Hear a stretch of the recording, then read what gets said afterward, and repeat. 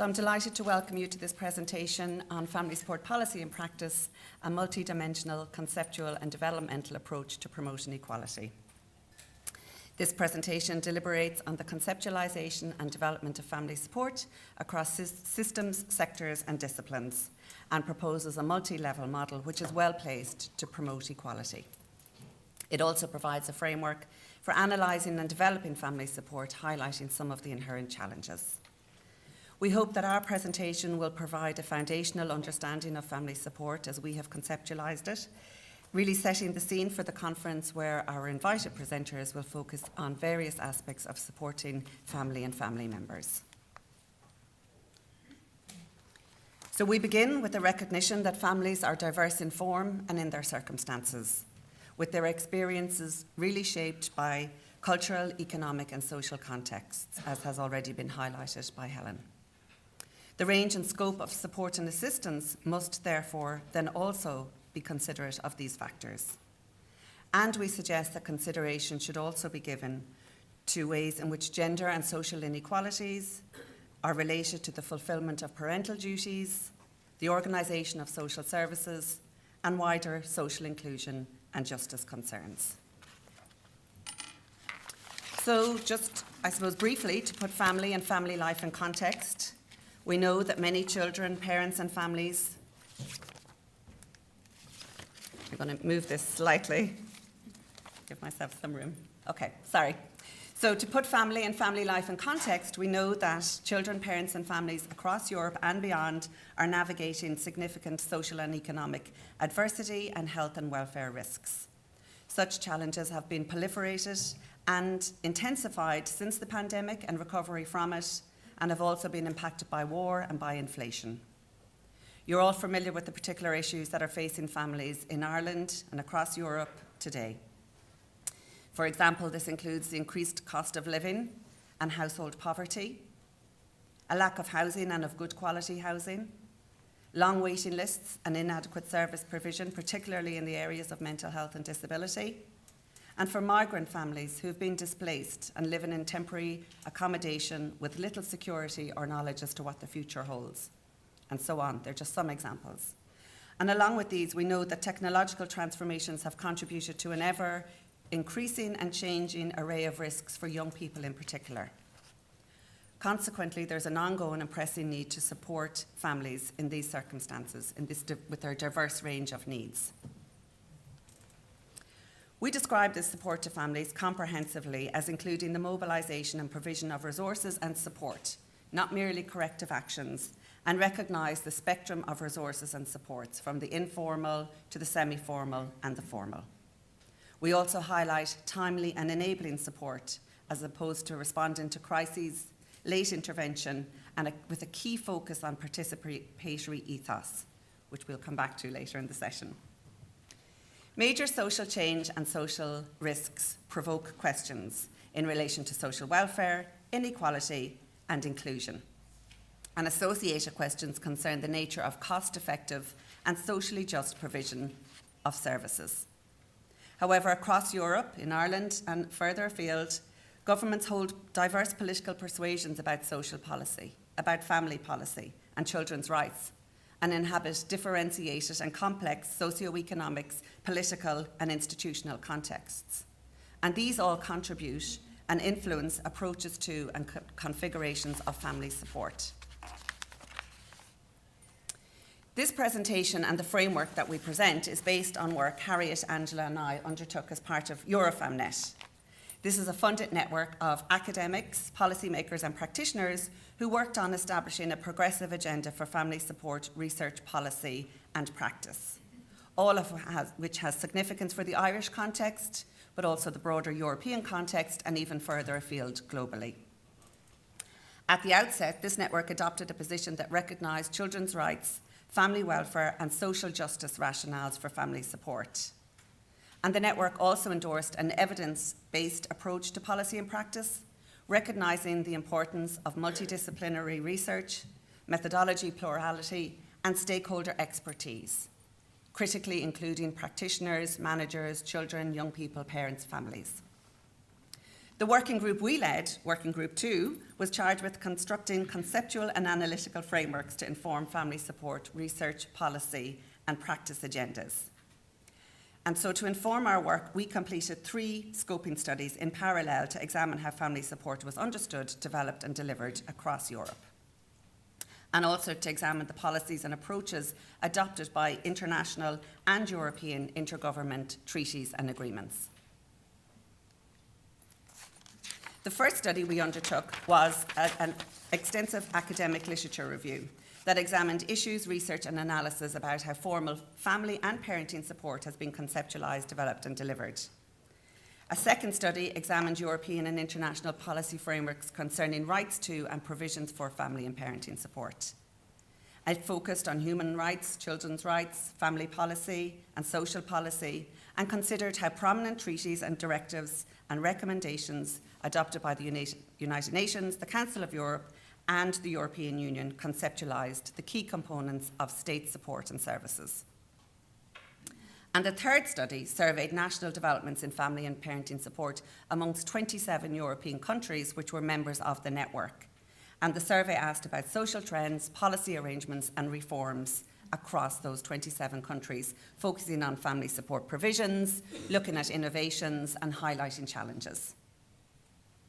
And you won't be surprised to know maybe that our studies highlighted that the discourse on family support, yes, incorporated shared meanings and understandings across the European context, but they also evidenced family support was understood differently depending on context, purpose, and perspective, and as a concept could be poorly defined, narrowly conceived, or marginal to alternative approaches. In particular, the survey highlighted that national contexts varied considerably, as did key terminology, priority, and reforms.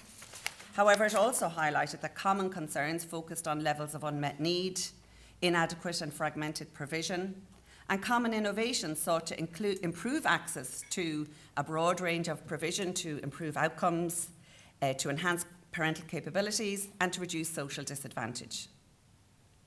The policy review pointed to significant remits for European countries to develop a range of family support policies and provisions, to respect rights to family life, to recognise cultural and family diversity. However, as a concept, family support within these treaties and debates tended to be implicit, poorly defined, or narrowly framed. And you'll see a theme emerging here in relation to that, I suppose, kind of definition around understanding family support. And this partly reflected the limits of those international remits related to family and social policy, but it also reflected the significance of a clustering of concepts in family support debates, such as parenting support, early intervention, and social services. And of note, debates and proposals orientated towards child well-being and family welfare were disconnected from gender equality, anti-poverty, and work-life balance debates and proposals. And lastly, the literature review indicated that a range of concerns, terminologies, disciplines, approaches, and perspectives informed research and delivery related to family support. The review also identified a shared emphasis on a holistic conception of family support, which included areas such as well-being, multifaceted approaches, fostering of partnerships, prevention-orientated and strengths-based approaches. However, again, the literature highlighted that the family support was often poorly defined, narrowly conceived, and under-theorised. On completion of these studies, we worked on a follow-on phase of integrated analysis, critical appraisal, and really tried to synthesise our evidence. And this included developing a number of academic papers and hosting a symposium to develop and refine our thinking. And informed by these triangulated findings, we then developed a framework which incorporates 3 interconnected aspects, namely family support policy, family support provision, and family support practice, all of which are interlinked but operate in distinct ways and have their own distinct and discrete influences. Our contention is that all 3 domains, independently and in how they are interrelated, influence access to and experiences of support services and influence outcomes for children, parents, and families. The framework also emphasises how these 3 domains need to be informed by a participatory ethos, critically including the views and experiences of those that avail of services as well as those that provide services. So Harriet and Angela are now going to consider in more depth and more detail the particular domains of policy, provision and practice.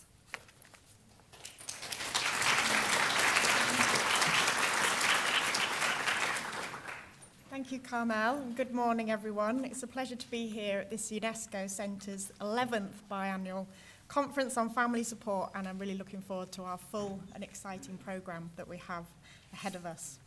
So building on Carmel's introduction, my presentation will elaborate particularly on the policy domain aspect of our framework for analysing and developing family and parenting support. So considering here family support in terms of a policy field, family support as a policy field, the characteristics of the statutory, organisational, funding and policy structures in which family support provision and practice operates and is developed.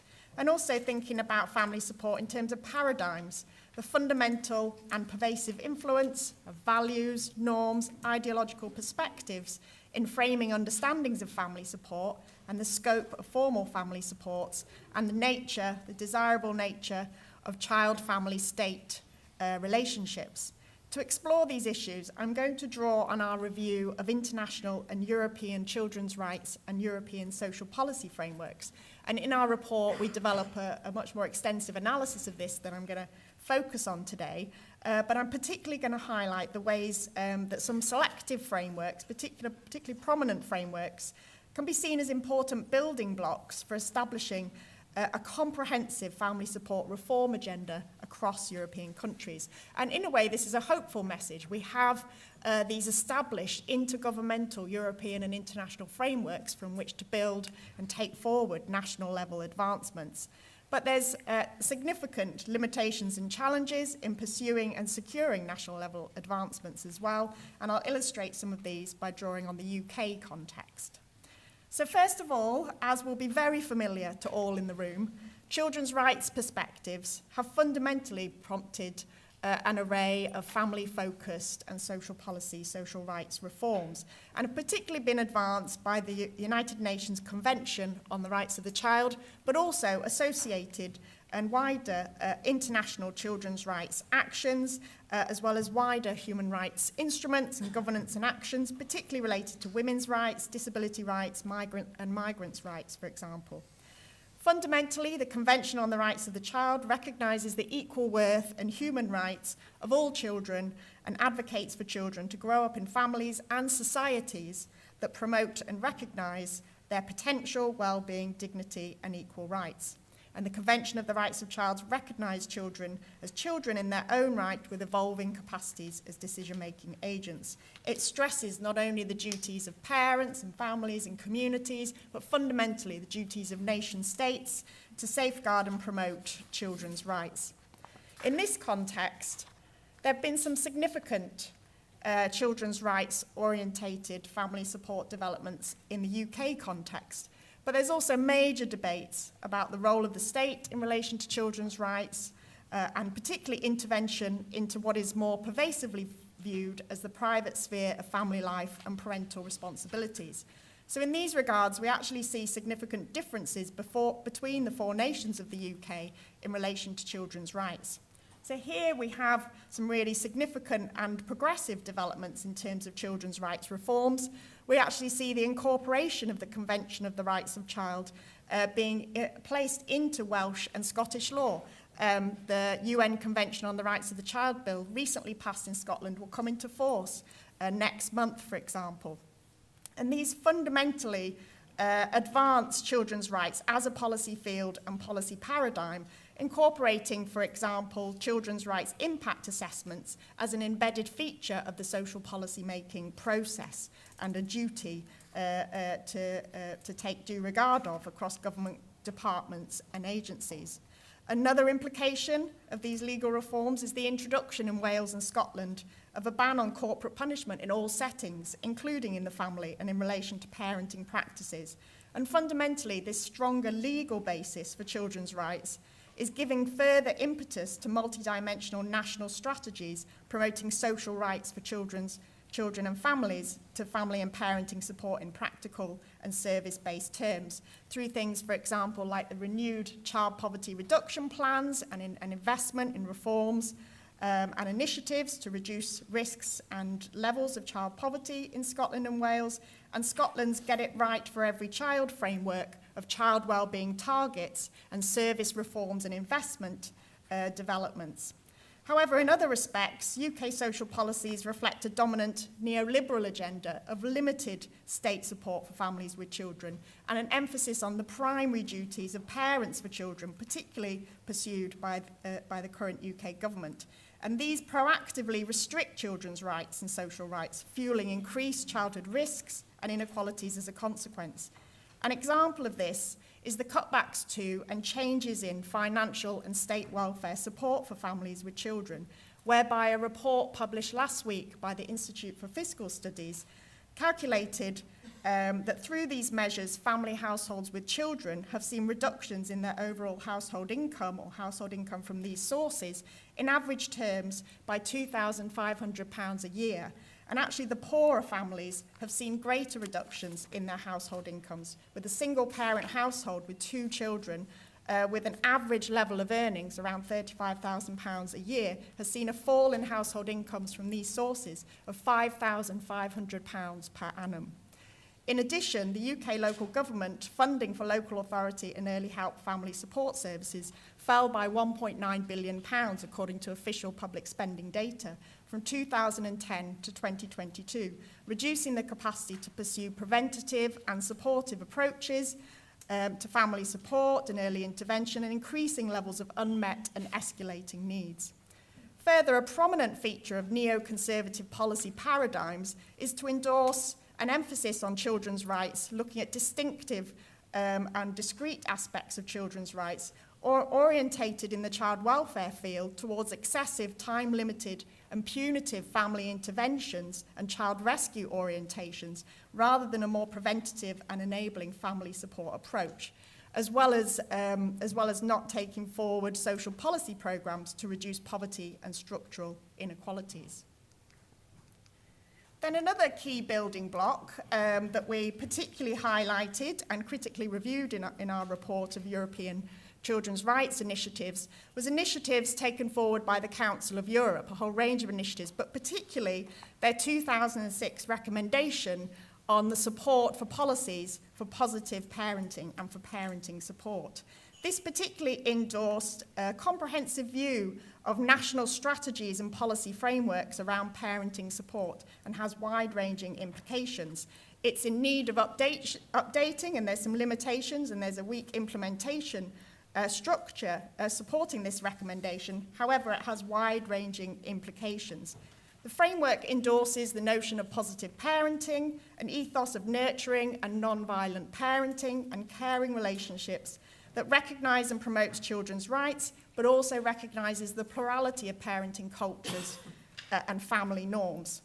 The Council of Europe recommendation advocates national and local government actions to ensure rights to a network of integrated, universal, targeted and specialist support and services, establishing a broad policy field and provision domain in parenting support.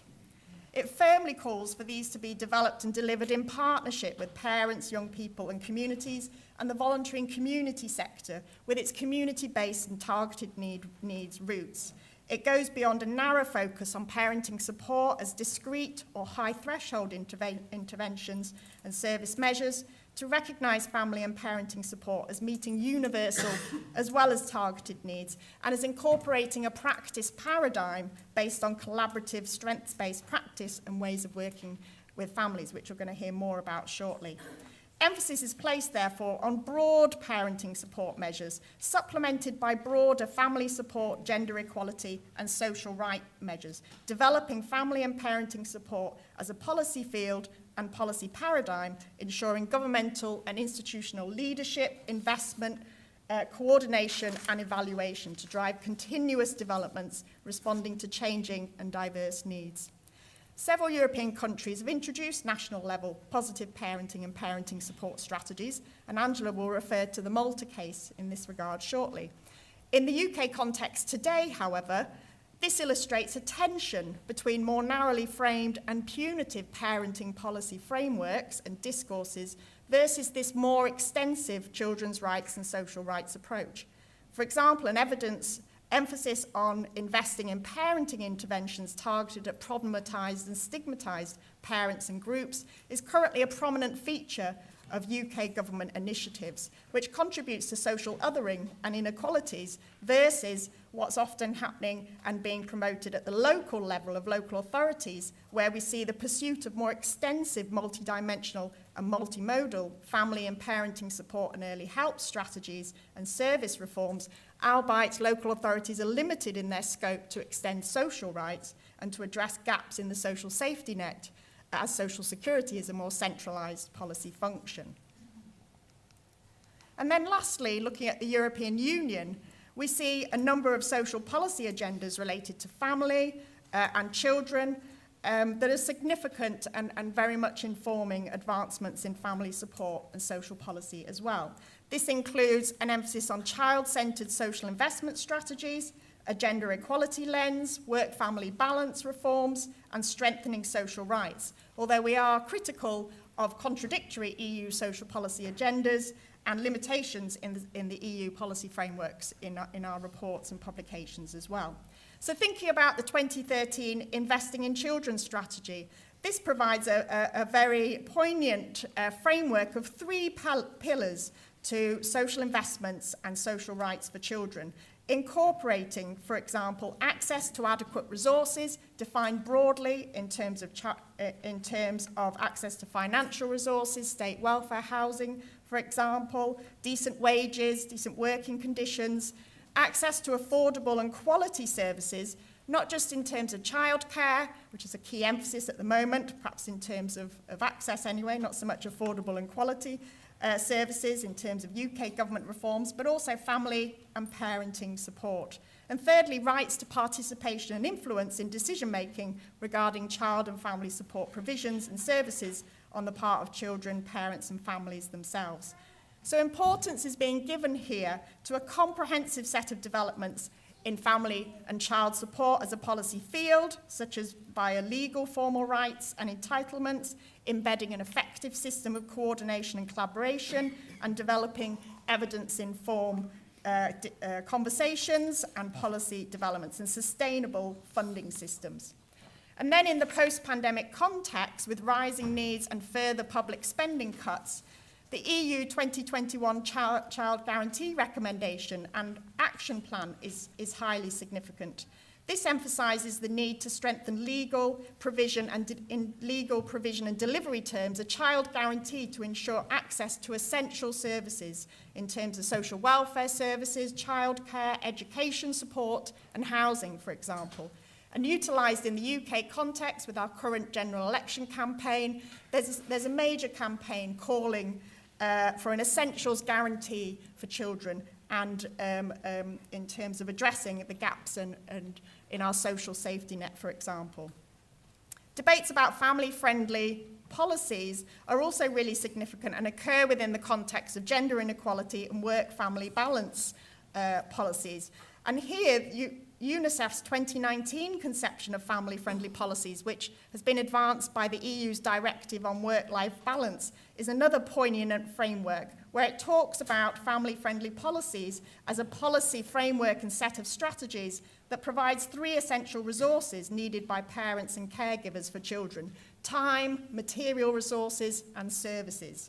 And advancing this, the UNICEF 2019 conception of family-friendly policies particularly emphasises decent improvements in paid employment leave for parents, affordable, accessible and quality childcare as well.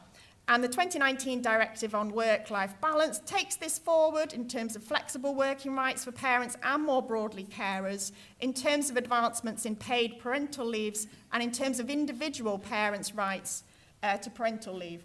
But this is not as extensive as more extensive approaches, particularly to addressing gender inequality in the family context and the labour market, for example, in terms of Nordic countries and their more generous establishment of longer paid periods of parental leave, for example. But to conclude, in the UK context, it's a major shift in the dominant policy paradigm that we need to see, and some of these Frameworks and progressive approaches are key to delivering that, and we have big calls at the moment for a major shift in government policy and a reprioritising of childhood investment and family support. So I'm now going to hand over to Angela, who's going to elaborate on, in further detail, thinking about the provision and practice domains and connections in family support.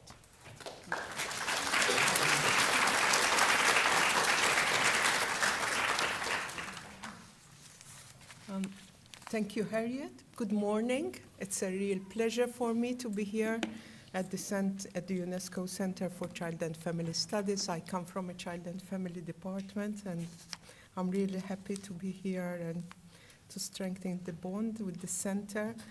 In terms of my part of the presentation, I will be presenting on the areas of provision and practice. So is this how it works? What do we mean? So first of all, I would like to start with a definition of provision. We are here referring to Pinkerton's definition of services incorporating support needs and service development based on population needs and risk assessments, cross-sector service audits and evaluation, including the perspectives of stakeholders, which are also crucial, as we have heard, in the planning of service and provision.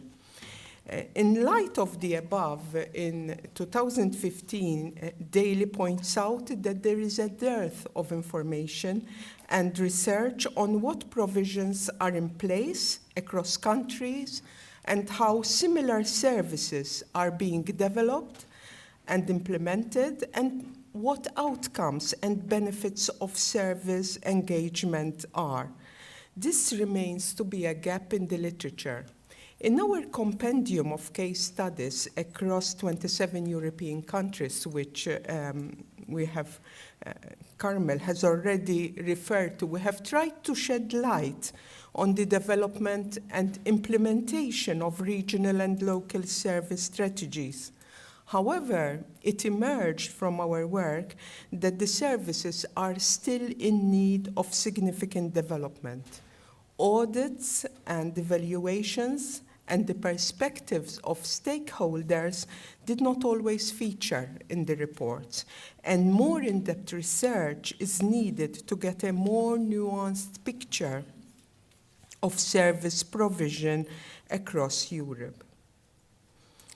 In terms of provision, McGregor and Devaney in 2020 also highlight the need to balance support and protection approaches.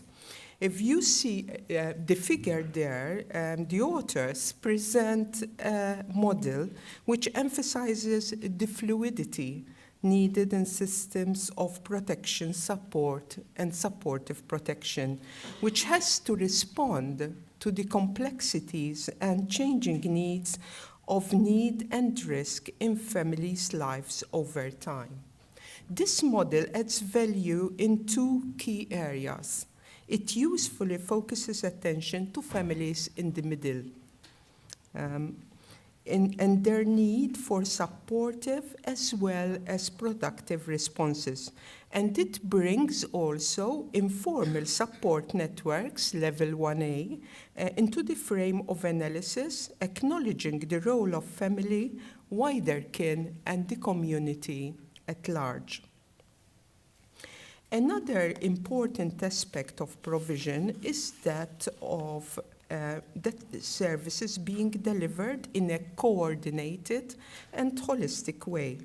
However, our literature review, which we carried out in our work in Working Group 2, suggests that effective collaboration is challenging and difficult to achieve and sustain due to resource constraints, the development of interpersonal relationships, and also trust.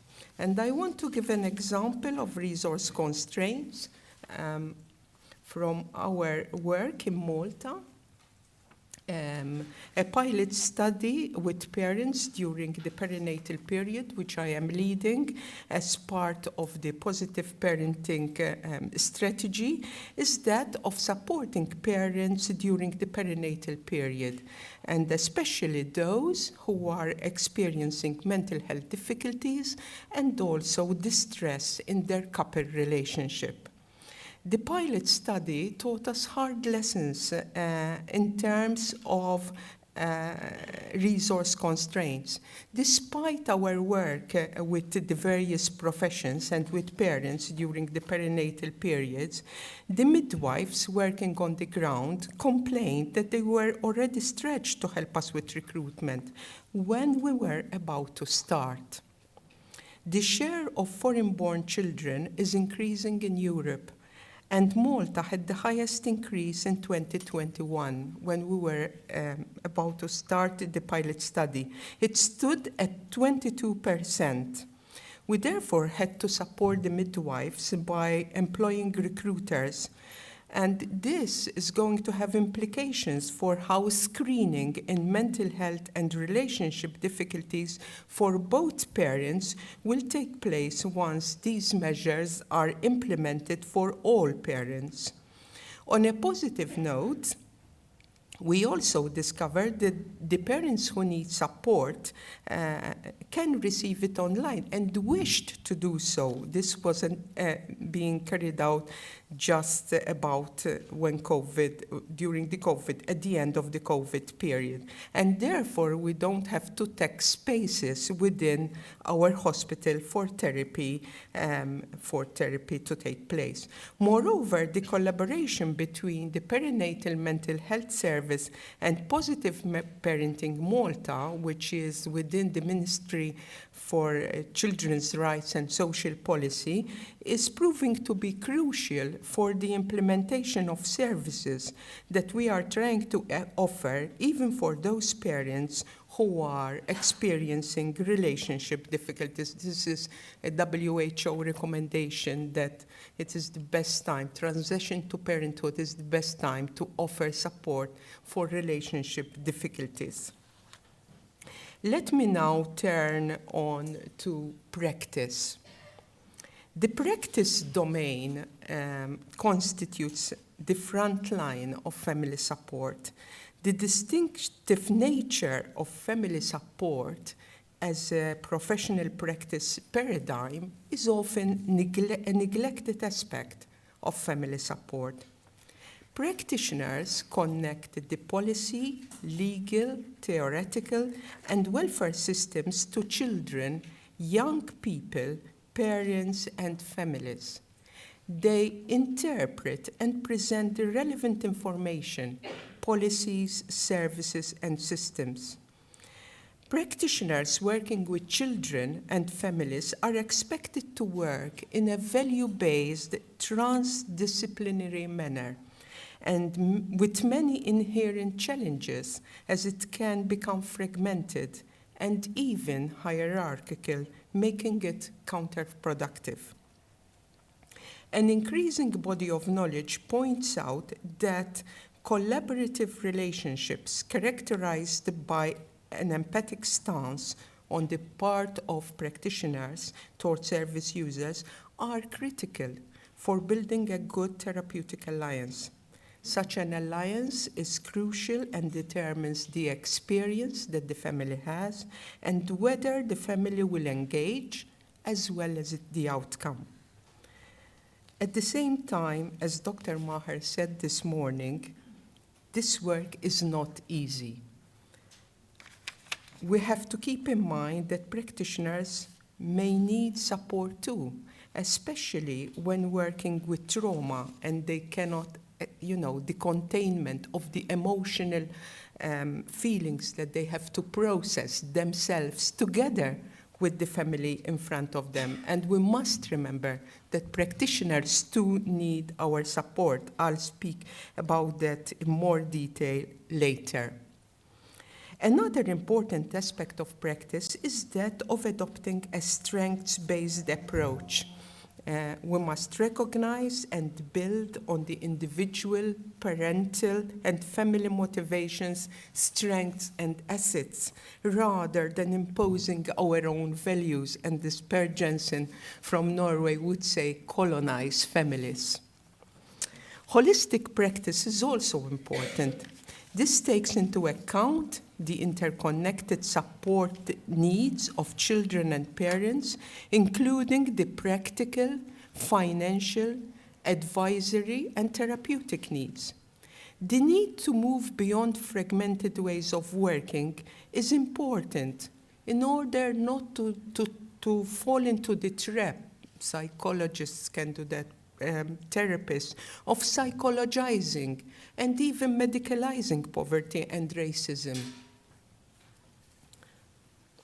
Having this value-based, transdisciplinary, holistic, and strengths-based approach is very important because it makes a big difference to the way we work, whether we as family practitioners see ourselves as fixing families and rescuing children, or whether we see, I consider myself a practitioner as well, because I'm a psychologist and a family therapist, we see some of the problems as structural and stemming from social injustice.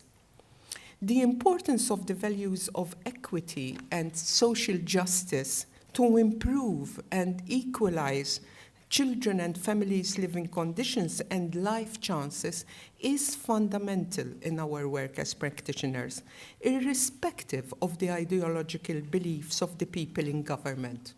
We are seeing this consensus. Harriet referred to the Child Guarantee Action Plan, which is one such example. This way of working suggests that critical reflective practice is an important hallmark of practitioners. Hostin highlights how reflexivity enhances the self-awareness of the practitioner to become more sensitive about key issues which form part of the working alliance, such as the impact of power, culture, and biography on themselves and the life of service users. Reflexivity sheds light on how personal and social contexts have meaning and can influence the professional relationship. Gender, class, ethnicity, and other inequalities facing families can be challenged through the use of reflective practice. Unfortunately, in our literature review, we found that not all practitioners are entitled to supervision, in spite of the fact that we know supervision enhances reflective practice. Lastly, we have seen in various instances research-informed practice and practice-informed research are still patchy. Only 11 reports out of the 27 we received confirmed that interventions are informed by evidence. It is common practice to see, for example, how gender and inequality is very often not addressed by practitioners. During the perinatal period, for example, practitioners are very happy to attend to the mother's needs, and they stop there, even though we know that 5 to 10% of fathers also face mental health challenges. And research shows that co-parenting is beneficial to the couple and to the children themselves. Given the multifaceted and sophisticated work needed in the field of family support, it is no wonder that the World Health Organization and the Gulbenkian Foundation report emphasize the building of a skilled workforce when working with children and families. We hope that our framework will provide food for thought, not only when building professional training courses, but also with regards to continuous professional development and supervision. I now hand back to Carmel to conclude. So in sum, and to conclude, we see that multiple state structures and actions influence how family support is understood, developed, funded, regulated, delivered, and evaluated. Critical components include legislation and government policy, with public spending, institutional arrangements, statutory guidance, state-funded or provided provision, and day-to-day practice informed by these instruments and policies.